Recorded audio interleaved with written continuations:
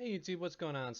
Emos here today with another episode of Yu-Gi-Oh! Close Call, a series in which I highlight certain duel replays and just kind of go over my line of play as I play against an opponent. This is a pretty good close game I had against a player playing Invoked Kashtira build while I'm playing my, of course, anti-meta Phantasm Spiral. And a lot of good playing around stuff done by my opponent here, so let's get into it. I'm going first here, looking at my hand. It's alright. I got Summon Limit, Solemn Judgment, Phantasm City. Those are definitely a good 3 combo. Fortunately, I got 2 carded Demise. I wish it was only one of them. But, I'll still take it. So I'm going to set my 3 cards and, of course, play carded Demise. There goes the Ash Blossom. Something I don't like to see, but don't feel too bad. A Summon Limit with a Solemn Judgment to back it up is also just always very nice. So here comes Kashtira Unicorn. Unicorn comes out. I'm going to get my Phantasm token here. Next here comes Magical Meltdown, which I should have popped at this point. Definitely a misplay there because this card definitely gives me trouble later. They normal summon Fallen of Albaz here, which I don't want them to get into their Albaz summon. So I'm going to play Solemn Judgment to negate that. I'm going to play, so they play Branded Fusion here, and I flip Summon Limit, which, I thought Summon Limit worked so that if you negate a summon and not a card effect that summons, that it still counts as a summon, but they're still able, so I was hoping I would blank Branded Fusion here, but it goes off, so lesson learned there. They're just going to summon Lubellion. Now they're definitely not going to be able to summon, though. I don't want to lose my token, so I'm just going to pop it with Phantasm Spiral Battle, especially since I have another Demise to refill my hand. So I'm going to top deck into a Pot of Duality.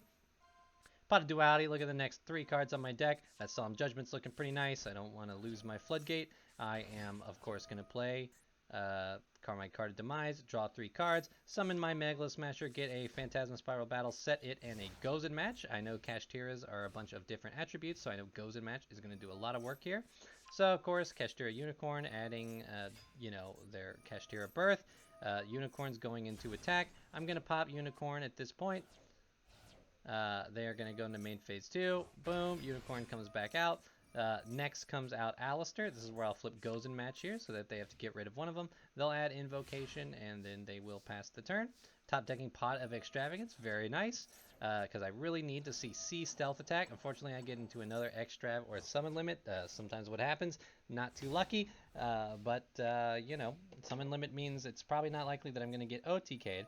Unicorn comes out, banishing my extra deck. That's fine. I don't need it. I do lose my Megalo Smasher X, which is a bit sad. And of course, they are just going to pass the turn. They are still under Gozen, so they can't, unless they're going to make the Wind Alistair guy, they can't really do anything at this point. Fish Sonar here.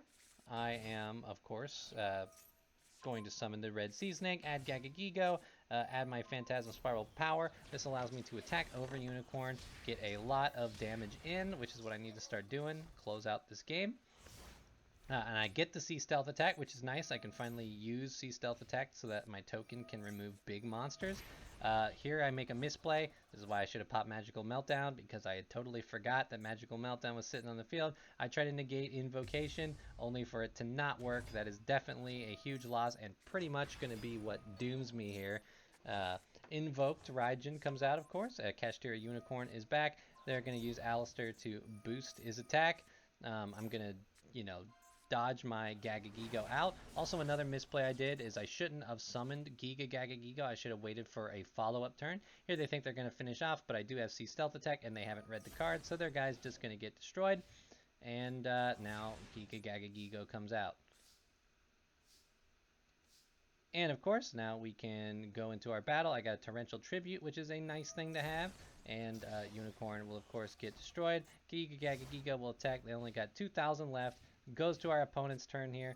And here comes Invocation. But now that my water monster is in the grave, they can banish it with Invocation, of course, and go into Invoked Kashtira, which can't be destroyed by your opponent's card effects, and your opponent cannot target this with card effects. And that is very unfortunate, because now what they are going to do is they're going to use Alistair. Alistair here is going to boost this monster's attack. A second Alistair is going to boost it to 38, and they can just run right over my token and destroy me. So a lot of things there for me to analyze. Getting rid of Magical Meltdown out of the gate would have been important. holding back on the Giga Gaga Gigo, maybe stalling for more time while they were stuck on Kashtira Unicorn. Just a lot of things to learn from that, so I wanted to highlight that. It was a very good back and forth game, and of course, kudos to my opponent. You know, they were able to really play around a lot of the floodgates and stuff, slowing them around, and it's definitely a thing that happens. So I appreciate y'all checking out the deck profile. Uh, Duel replay, and I'll catch you in the next one.